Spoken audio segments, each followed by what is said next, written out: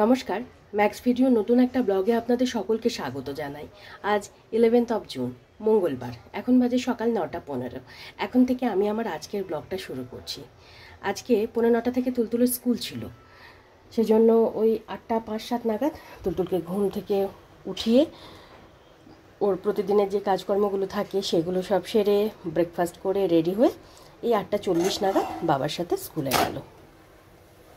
আর ততক্ষণে আমিও সকালের সমস্ত কাজকর্ম সেরে এখানে আমাদের জন্য ব্রেকফাস্টটা বানিয়ে নিচ্ছি। আজকে ব্রেকফাস্টে বানাচ্ছি ডিম দিয়ে গোলা রুটি। তুলতুলের বাবা তুলতুলকে স্কুলে পৌঁছিয়ে ফেরার পর ওনাকে ব্রেকফাস্ট দিয়ে দিয়েছিলাম। এই সবে মাত্র উনি ব্রেকফাস্ট সেরে উঠলেন, আর এখানে আমি আমার জন্য এই গোলা রুটি দুটো বানিয়ে রাখছি। আর গতকাল রাতে দুটো ফ্যান চলেছে সারা রাত, তারপরে মশারি টাঙায়নি, কিন্তু তারপরেও এত গরম লাগছিল যে কিছুতেই ঘুম আসছিল না। গতকালকেও এপাশ ওপাশ করতে করতে ঘুম আসতে আসতে অনেক রাত হয়ে গেছিলো। তারপর আজকে ওই 4:15-4:20 নাগাদ উঠে আগে ব্যালকনির দরজাটা খুলে দিয়েছিলাম, আর পারা যাচ্ছিল না। আর ফ্রিজ থেকে কিছুক্ষণ আগেই মাছগুলো বের করে বরফটা ছাড়িয়ে রাখলাম। এখন ভালো করে মাছগুলো 2-1 বার ধোবো, ধুয়ে তারপর নুন হলুদ মাখিয়ে রাখবো। তুলতুলের জন্য শিঙি মাছ বের করেছি, আর 2-3টে পিস রয়ে গেছে। আর আমাদের জন্য কাতলা মাছ আর মাছের ডিম।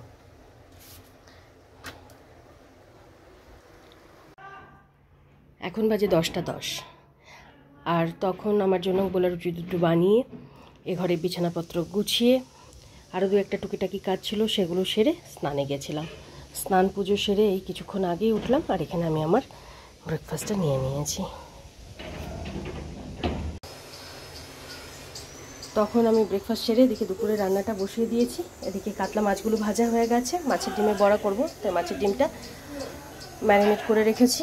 তুলতুলের জন্য গাজর আর আলু দিয়ে শিঙি মাছের ঝোল হবে, কেটে ধুয়ে সব ভিজিয়ে রেখেছি।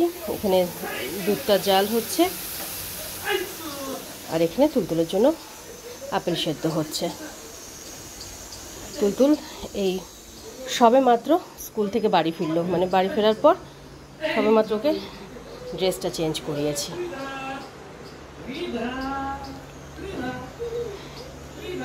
বাবার সাথে এখন খেলা করছে।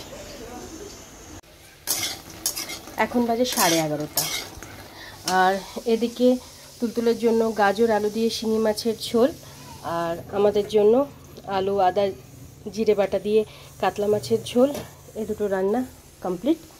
এখানে মাছের ডিমের বড়াগুলো ভাজা হচ্ছে। এদিকে ভাতটা বসিয়ে দিয়েছি। তুলতুলের জন্য আপেল সেদ্ধ করে রেখেছি, আর এই রান্নার এক ফাঁকে তুলতুলকে একটু গ্লুকোজের জল খাইয়ে দিয়েছিলাম। আর এখন তুলতুল খেলা করছে।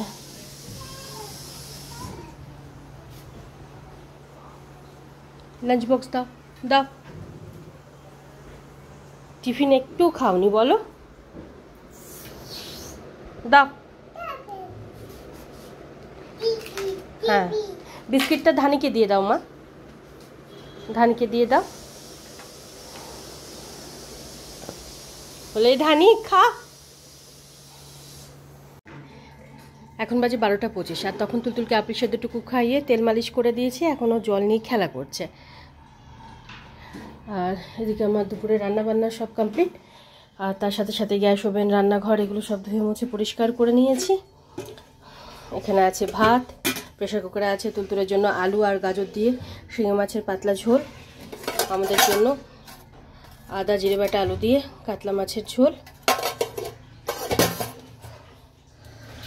মাছের ডিমের বড়া ভাজা, আর আমের টক ঝোল। 1 পিস কাঁচা মাছ রাখা আছে, যেটা তুলতুলের বাবা খাওয়ার আগে ভেজে দেব। আর আজকে বাইরের এদিকটায় প্লাস্টার হচ্ছে, তাই এখান থেকে সমস্ত জিনিসপত্র এই এতক্ষণ ধরে সরালাম। এখন এই ভাড়া বাড়ছে, 2-3 দিন একটু প্রবলেম হবে, কারণ এরপরে তো ঘরের ভেতরে সেই যে এই জায়গাগুলোতে প্লাস্টার করবে।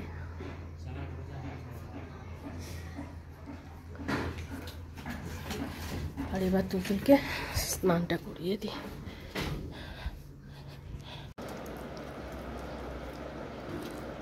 ঠিক করে বসো মা, ওরকমভাবে বসতে নেই, আমার খাওয়াতে অসুবিধা হয় না।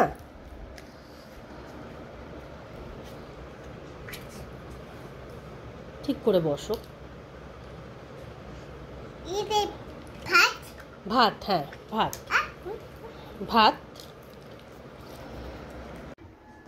এখন বাজে 2:35, আর ওদিকে ওদের তিনজনেরই লাঞ্চ কমপ্লিট হয়ে গেছে। আর অনেকক্ষণ আগে তুলতুল লাঞ্চ সেরে ঘুমিয়েও পড়েছে।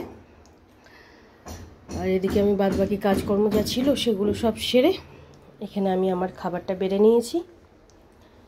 এই জানলাটা আপাতত বন্ধ রাখা হয়েছে, কারণ বাইরে যেহেতু প্লাস্টার হচ্ছে, ওই ধুলো বালি সিমেন্ট এগুলো সব ছিটে আসছে, এদিকেও তাই।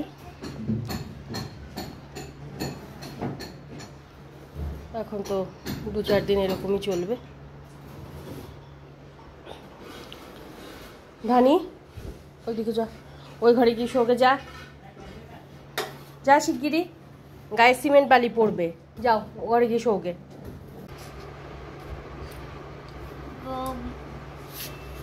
মাম্মা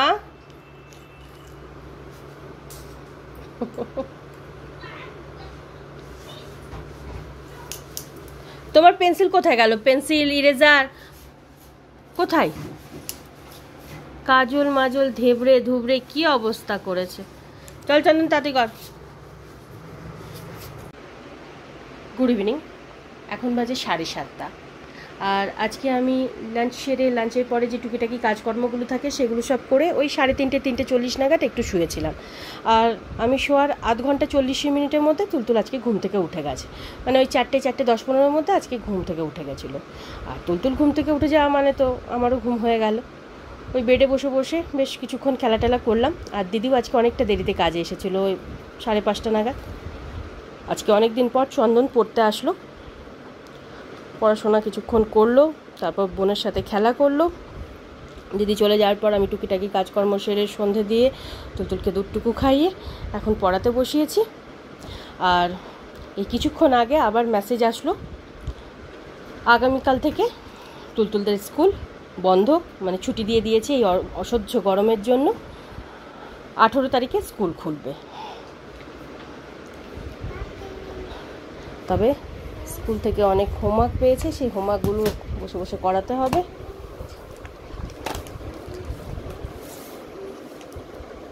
বেশ কিছু হোমওয়ার্ক দিয়েছে।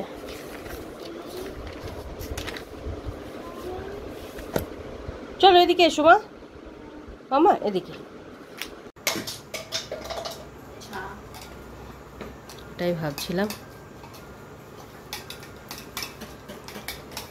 ছুটি দিয়ে দিয়েছে, এটাই অনেক ভালো।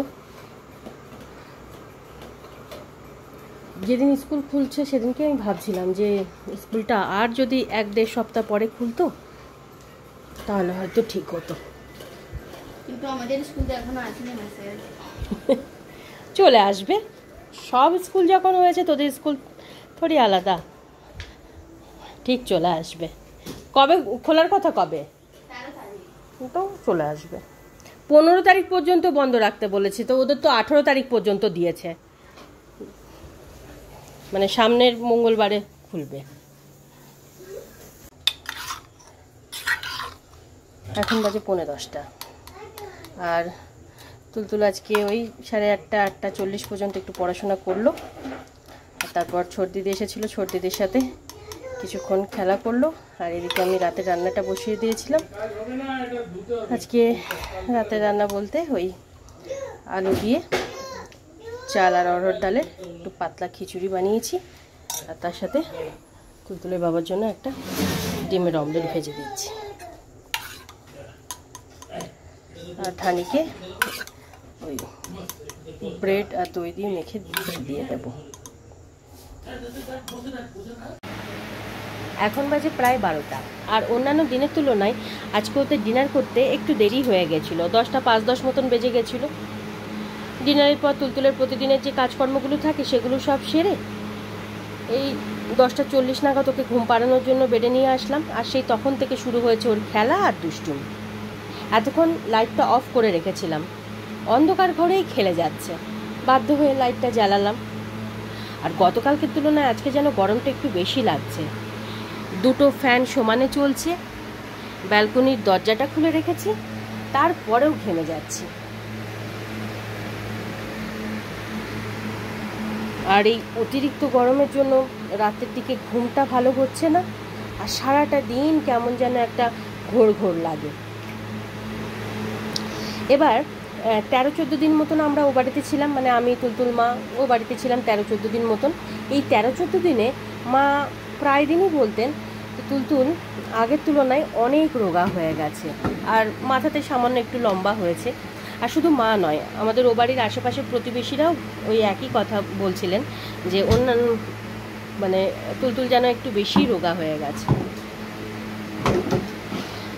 কিন্তু আমি যে কি করব ওকে নিয়ে আমি বুঝতে পারি না। ডাক্তারবাবুকে বললে ডাক্তারবাবু একটা কথা বলেন যে দেখুন আপনার বাচ্চা অ্যাক্টিভ কিনা। বেশি মোটা সোটা হওয়া জরুরি নয়, জরুরি হচ্ছে বাচ্চার অ্যাক্টিভ থাকা।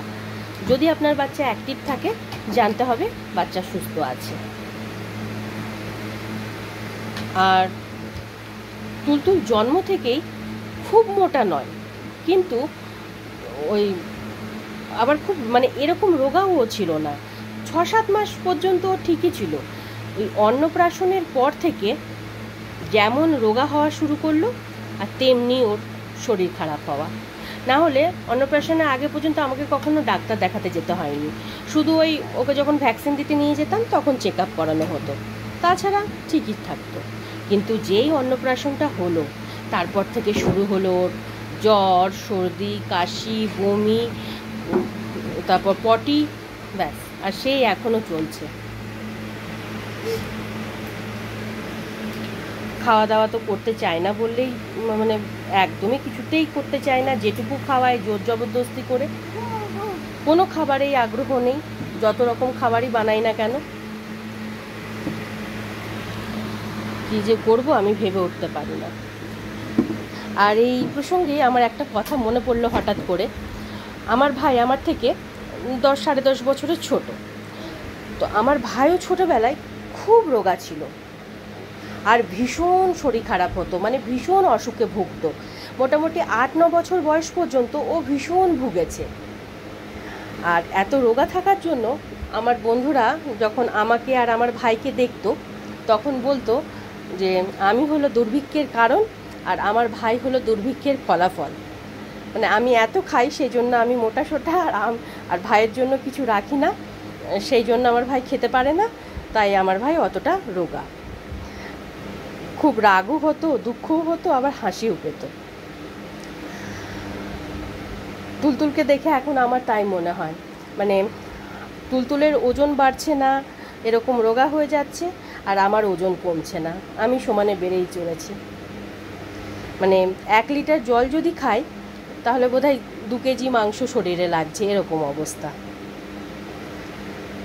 আর তুলতুল হওয়ার পর থেকে তো এটা আরও বেড়েই চলেছে। কী যে করবো কিছু বুঝতেই পারি না আমি। চলো মা চলো, এবার শোবে তো। আমার এখনও রাতে ওদিকে কোনো কাজই হয়নি, ডিনার করিনি, ডিনার আজকে রাতে করবোও না, একটু শরবত খেয়ে নেবো তাহলেই হবে। তো যাই হোক, আজকের ব্লগটা আমি এই পর্যন্তই রাখছি।